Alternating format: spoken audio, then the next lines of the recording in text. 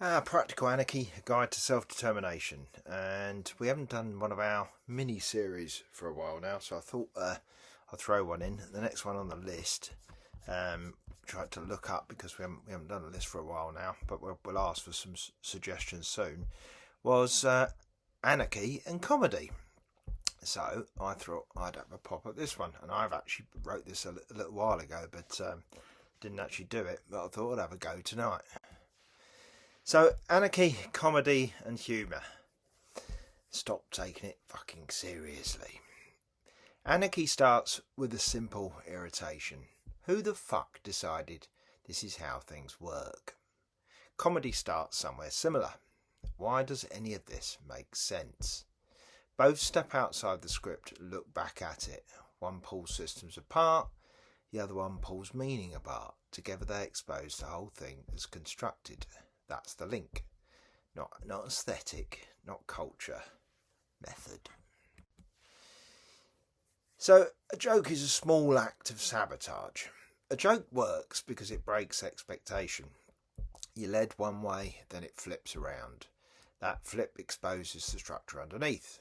Power works by doing the opposite, repeating itself until it feels natural.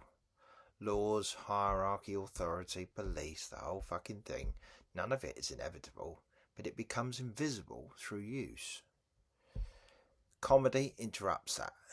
The boss becomes a joke. Politician becomes a character. Rules start looking optional. Once something looks optional, it's already getting weak. Timing. Where jokes and politics actually live. Here's the bit people often miss. Jokes don't just work because of content. They work because of timing. Too early, no one gets it. Too late, everyone already has. The punchline lands when the audience is ready, but hasn't quite realised it yet. The edge, just before recognition, is where the laugh happens. Politics is exactly the same. Push too far ahead of people and you get ignored or attacked.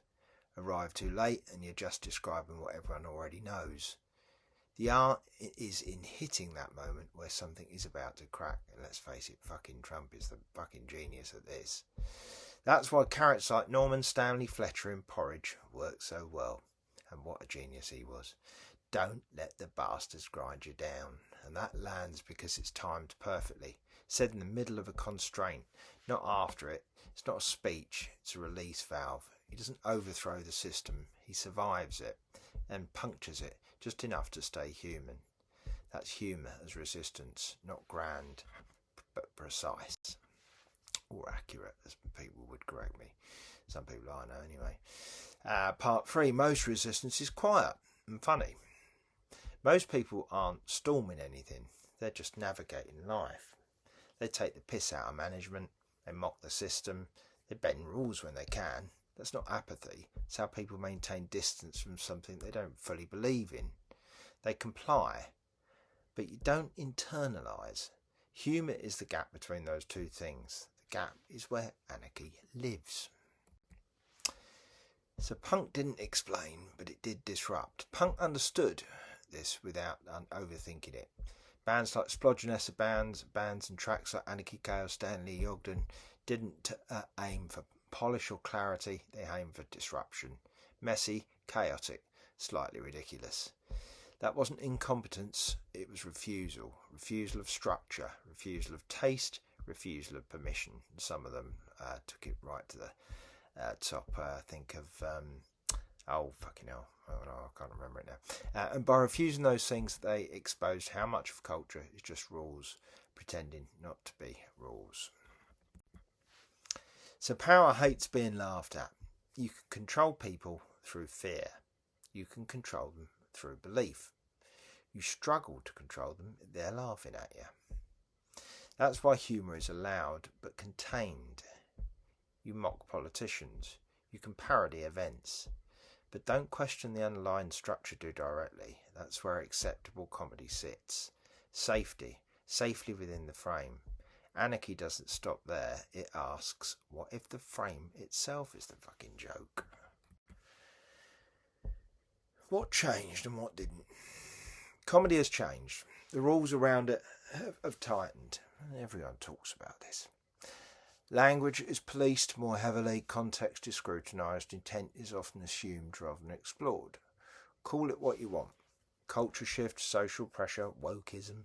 The effect is the same. The boundaries of what can be said and how have shifted. Some of that comes from genuine attempts to reduce harm. That's fair enough.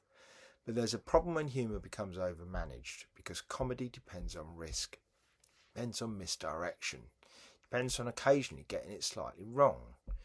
If every line has to be pre-cleaned for safety, the timing dies. The edge disappears. And without that edge, you don't get the moment where the structure cracks. What's interesting is this. Comedy has shifted, but people haven't. We ain't changed. People still recognise absurdity. Still feel the gap between what's said and what's real.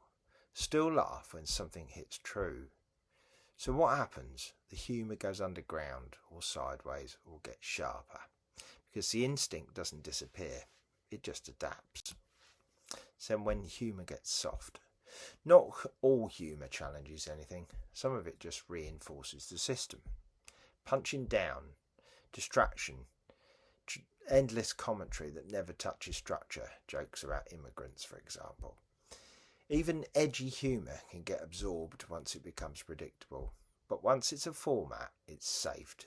The system is very good at turning critique into content. So again, it's not is it funny? It's what does it do? Does it expose something or just entertain around it? The dangerous laugh. Every now and then something lands properly. You laugh, then you pause because you've just seen something clearly. The boss isn't powerful, just positioned. The law isn't sacred, just enforced. The system isn't inevitable, just maintained. That's the moment. Comedy gets there fast because it bypasses explanation. You feel it. That's where anarchy starts, not in theory, but in recognition. Perspective is everything. Inside the system, everything looks normal. Step outside, even briefly, and it looks built. Comedy gives you that step. Anarchy tells you to stay there a bit longer. Once you've seen the frame, you can't fully unsee it. Laughing isn't enough, but it matters. You can laugh at your boss and still go to work. So no, humour isn't revolution, but it breaks the spell. And once the spell is broken, other questions follow. Why am I doing this? Who benefits? What happens if I don't do it? Comedy opens the door. Anarchy walks straight through the fucking door. So to close, it all runs on belief. Most systems don't just run on force. They run on people taking them seriously. Not completely, just enough. Comedy chips away at that. Anarchy removes it altogether. Because once enough people stop taking something seriously, it doesn't collapse instantly, but it does start to wobble. And sometimes the most effective thing you can do isn't argue or explain or organise. It's hit the moment, the timing, and land the joke properly, and let the crack spread. And as I once said to Nig, be serious! I had the piss taken out of me for fucking years, so for fuck's sake, don't let the bastards grind you down.